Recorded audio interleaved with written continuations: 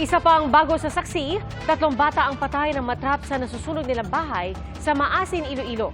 Ang sunog posibleng nagmula raw sa siga. Saksi, si Kim Salinas ng GMA Regional TV.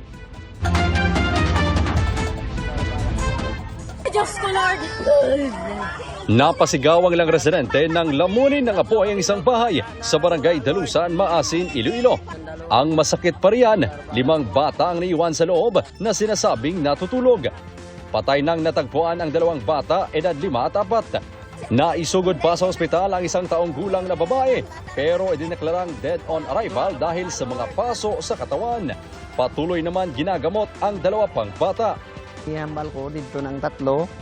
Ginkantuan ko naman rin sa sulod ng kalayo kung basi maara pa sila kay ma-rescue pa. Pero wala na ko sing makita kay tungod nga puro nagkalayo ang sa tubang.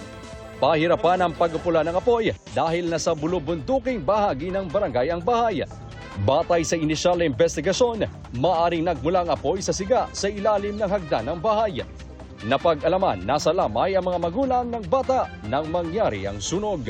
Pagtangla ko, grabe ang kalayo ng umiblab, ang balko. Kaya na, bata ko na to, sunog akon to balay, may dabok ako sa balay to. Para sa GMA Integrated News, ako si Kim Salinas ng GMA Regional TV, ang inyong saksi.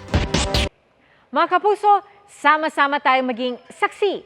Mag-subscribe sa GMA Integrated News sa YouTube at para sa mga kapuso abroad, samahan niyo kami sa GMA Pinoy TV at sa www.gmanews.tv.